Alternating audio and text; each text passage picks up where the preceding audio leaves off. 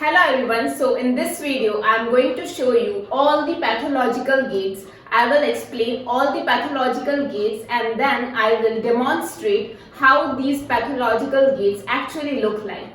So stay tuned and watch till the end to understand better. So now let's start this video. So the first is Antalgic gait. So by its name you can predict that it is something related with pain, right? So that's why it is also known as painful gait. So what happens in Antalgic gait? Whenever a person gets injury in the pelvis, hip, knee or ankle joint, whenever there is any kind of trauma, injury or inflammation in these joints, in any of the joint of lower limb, then it can lead to Antalgic gait. Like suppose this buddy, right now he is happy because he is fit and fine, but suppose his ankle got injured. When his ankle will get injured, then he will demonstrate a Antalgic gait. So now he is sad because his ankle got injured. So whenever there is any injury in the lower limb, the person will demonstrate an Antalgic gait. So what happened to the affected leg and unaffected leg in Antalgic gait? So in affected leg, so this is the affected leg and this is the unaffected leg. So in affected leg, the stance phase will be reduced. So in affected leg, the stance phase will be reduced because of course when he will put his leg to the ground, that will increase the pain. So he will remove his foot as quickly as possible to reduce the pain. So that's why the stance phase of the affected leg will get reduced. The swing phase will increase because in swing phase he will not have any kind of pain. It will be painless. That's why the swing phase will get increased. Now next is single limb support time will also get reduced. So single limb support means if this person is standing on the affected leg, so his unaffected leg is up and he is only standing on his affected leg. So this time period will also get reduced because when he will stand only on his affected leg, the pain, the tension, he will experience more pain, more tension in that affected joint. So that's why the single limb support or affected leg will also get reduced. Now what will happen to the unaffected side? That means this side. So in unaffected side, the swing phase will get reduced. Now I think you all know when our one leg is in stance phase, the other leg will be in swing phase, right? So if in the affected leg the stance phase will get reduced, then on the unaffected side it will be swing phase. So swing phase will automatically get reduced. So if in affected side the stance phase will get reduced, then on the other side the swing phase will get reduced. And patients who demonstrate Antalgic gait, they also have reduced speed of walking. So now let me demonstrate Antalgic gait so that you can understand better. So my right foot is affected. So the Antalgic gait would be like.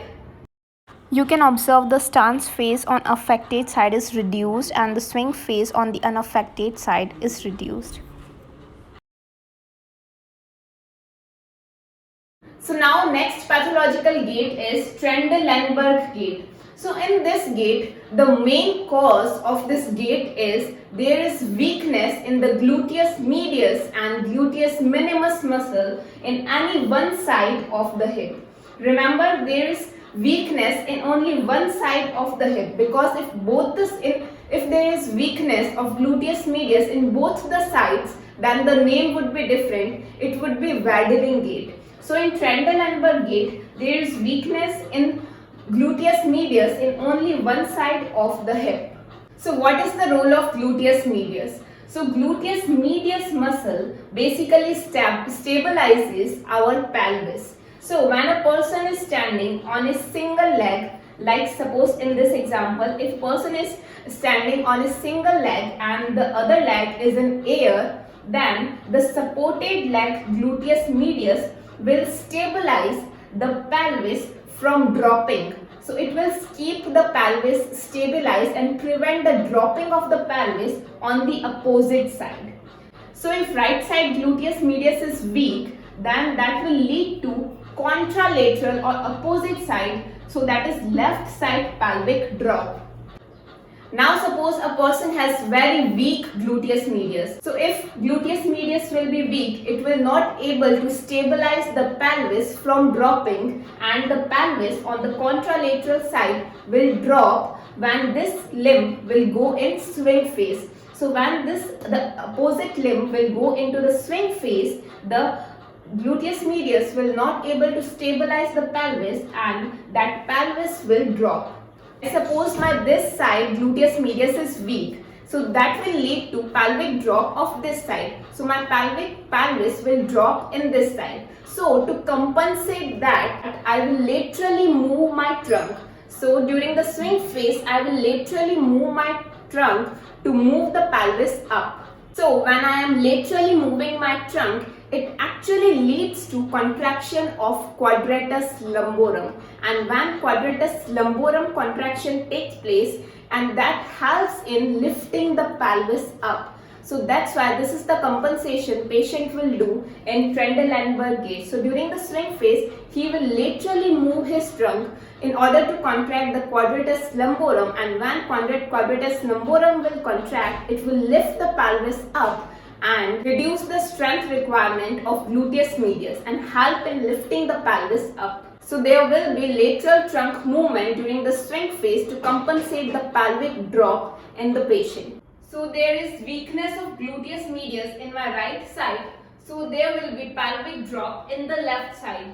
So during the swing phase, there will be pelvic drop of the left side. Trunk will move laterally towards the side where gluteus medius is weak.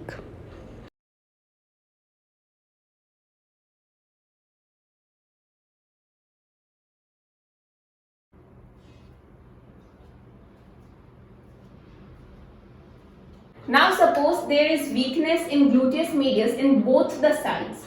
So if both the sides gluteus medius will be weak, then there will be pelvic drop in both the sides. So to prevent that pelvic drop, the patient will laterally move his trunk during the gait to prevent the pelvic drop. So the motion, there will be exaggerated side to side motion of the patient. So the patient will move like this. During the swing phase of both the sides, the patient will laterally move his trunk in order to prevent the pelvic drop. So this gait is known as waggling gait or wobbling gait.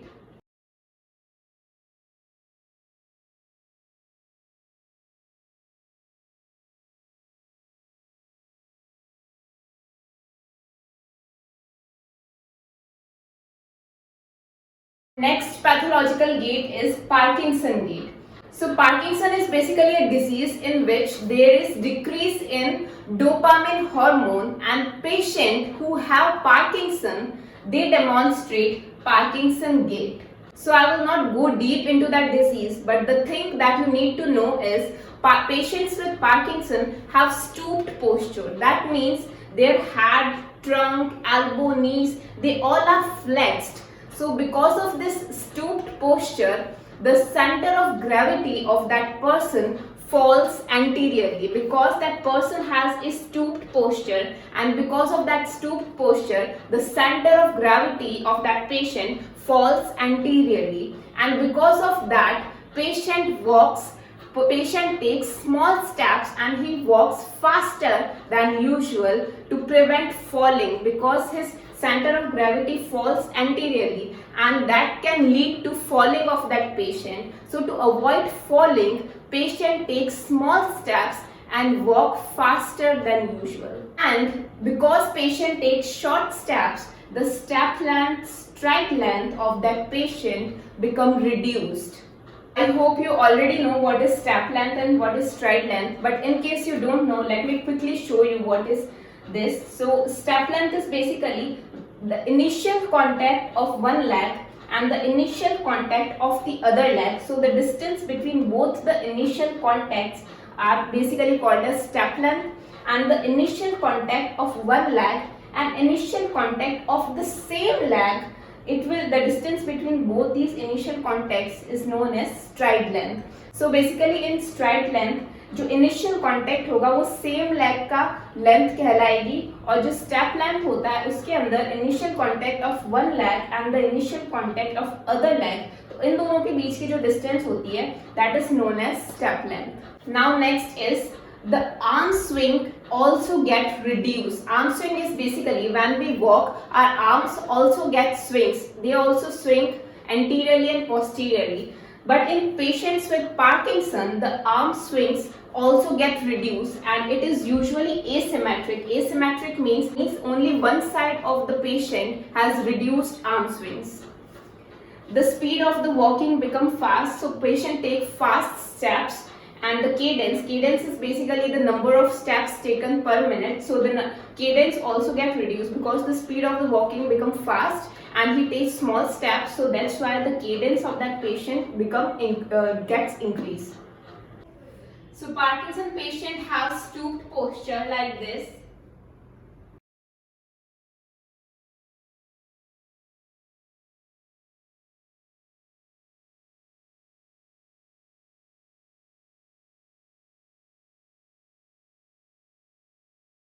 So next pathological gait is foot drop gait, also known as stoppage gait. So its name better explains its meaning. So basically there is weakness in dorsiflexors of the foot that results in foot drop and it leads to foot drop gait. So whenever there is any kind of weakness or paralysis of the tibialis anterior or dorsiflexors of the foot, then it will lead to foot drop. So paralysis can take place if the nerve that supplies the tibialis anterior, that is deep peroneal nerve, got injured, and if it will get injured, that will lead to paralysis of the dorsiflexion and that will lead to foot drop. So now if the foot will be dropped, there will be no heel strike during the initial contact in stance phase. You all know during the initial contact there is heel strike. But for that we need dorsiflexors, work of the dorsiflexors. But in this case there is weakness of the dorsiflexors and that's why heel will not go into the heel strike, and that's why the foot will slap because there is foot drop, and that's why during the initial contact the foot will slap on the ground, and to clear their foot from the ground they will lift their knee higher than the normal. They will lift their knee higher than the normal to clear their foot from the ground and put it forward. So this leg has foot drop.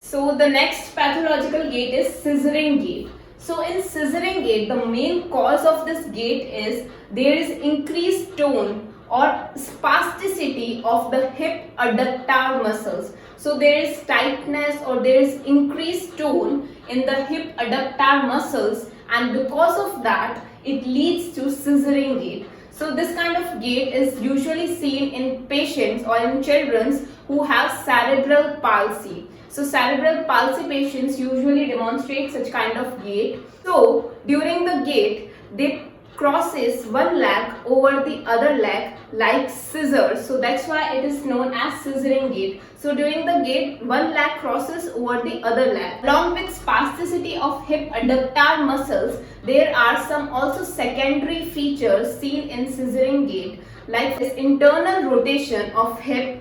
There is flexion of knee joint due to contracture formation in gastrocnemius muscle, and along with that there is plantar flexion of ankle joint, that is equinous position. Ankle joint goes in equinous position. So these are some secondary features also seen in such patients who have scissoring gait.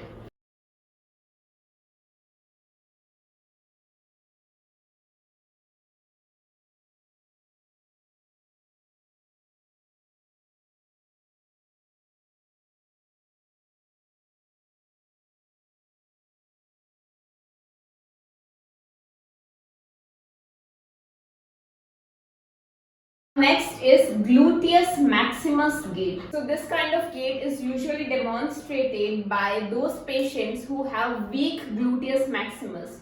So in this gait, when patient will do heel strike or initial contact of stance phase, he will backwardly move his trunk. So there will be trunk extension during the heel strike to compensate weakness of the gluteus maximus and to maintain the hip in extended position. So during the heel strike, he will move his trunk posteriorly to maintain hip in extended position during the heel strike.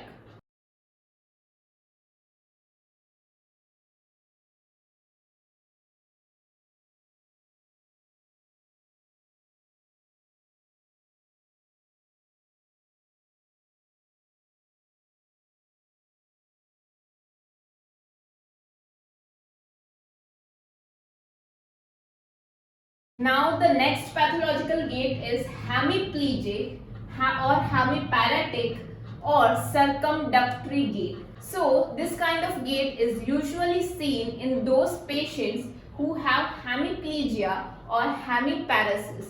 Hemiplegia basically means there is paralysis in one side of the body. That means either left or right side of the body. If there is paralysis, then that is known as hemiplegic, and hemiparesis means there is only weakness in one side of the body. There is no complete paralysis, but there is only weakness in one side of the body, then that is known as hemiparesis. The patients who have hemiparesis or hemiplegia, they demonstrate circumductory gait. So patients who have hemiplegia, they have flexor synergy in the upper limb and extensor synergy in the lower limb. So in upper limb, the shoulder will be in extension, adducted and internally rotated position. The elbow will be flexed, the forearm will be pronated, the wrist and fingers will be flexed. So the position will be like this. And in lower limb, the lower limb will remain in extensor synergy. So the hip will be extended, adducted and medially rotated. The knee will be extended. The ankle will be in plantar flexion and inversion position. And because of this reason, the ankle remain in plantar flexion and knee remain in extended position. That's why we all know that during the swing phase, we need knee flexion to clear the ground and to put our foot forward. But these patients' knee remain in extended position. That's why they cannot able to flex their knees and cannot able to clear the ground. That's why they perform a circumductory motion. That means they perform a half circle to clear the ground, to put their feet forward. So the upper limb will be in flexor synergy and lower limb will be in extensor synergy.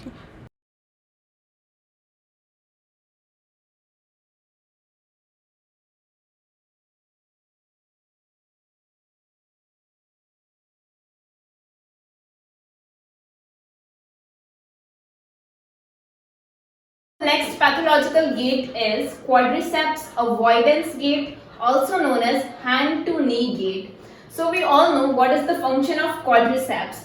It does the function of knee extension, right? And we all know how much important knee extension is, especially during the stance phase of the gait.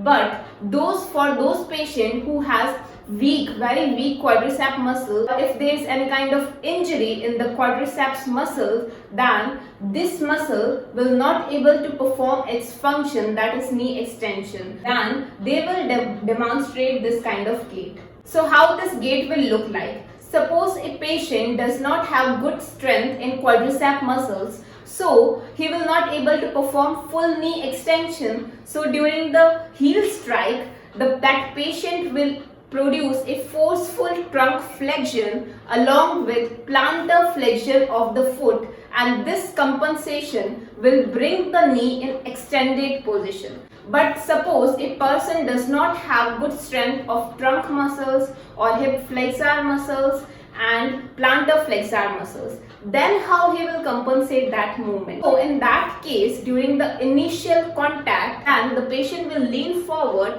and with his hand he passively extend his knee. So this side of the quadriceps is weak.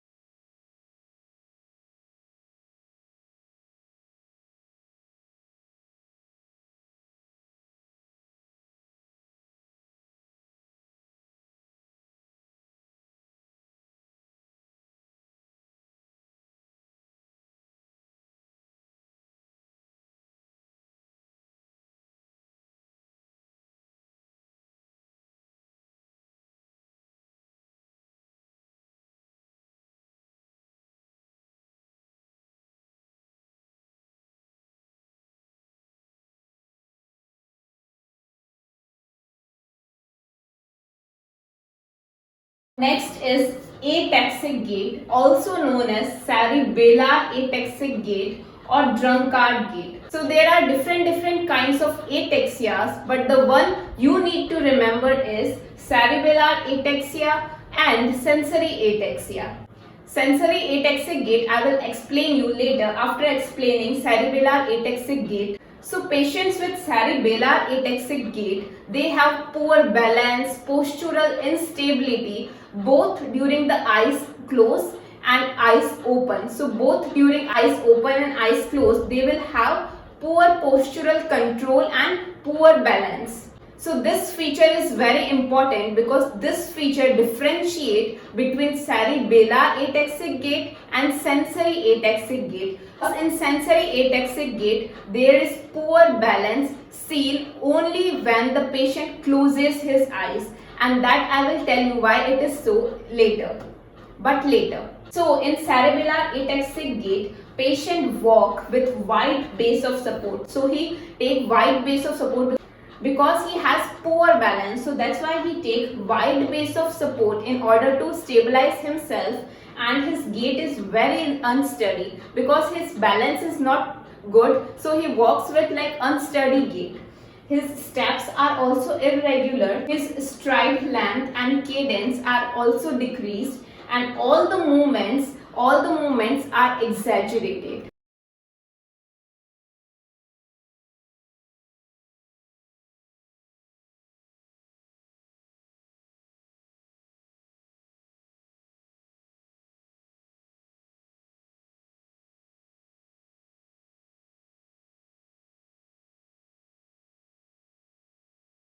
When the patient tries to do tandem walking, the balance becomes even more worse.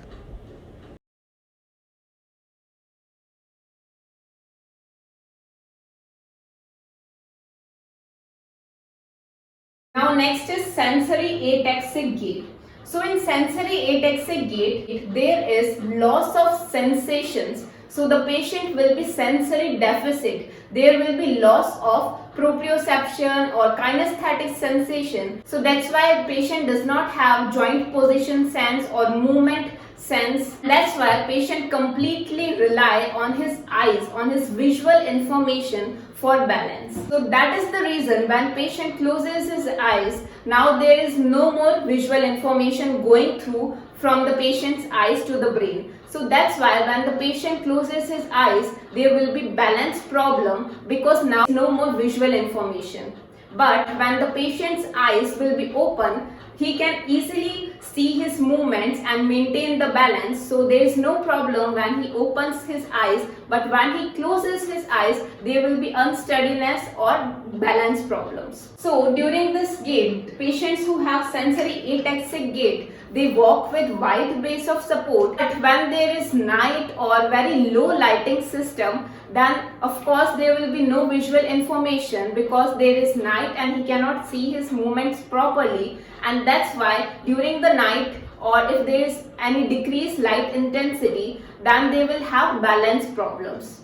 And during this gait, patient also slap his foot on the ground because they cannot feel the sensation, so they slap the foot on the ground hardly so that they can feel some sensations. Patient will walk with wide base of support and he will put his foot forward and outward, and he will always visualize his movements. First he will do heel strike and then he will do toe strike.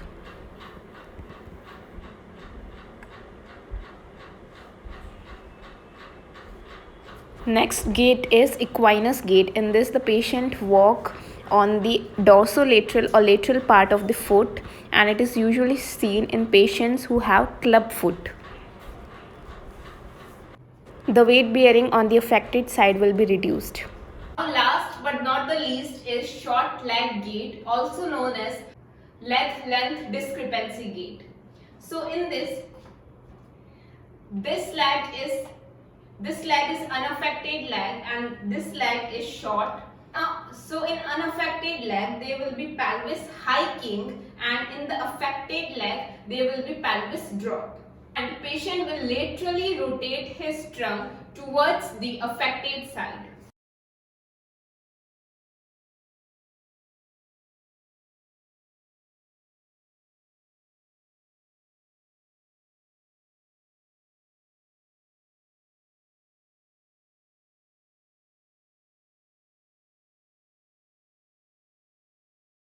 So if you like my video, then please do like, share and subscribe to my YouTube channel Physio's Healing Touch.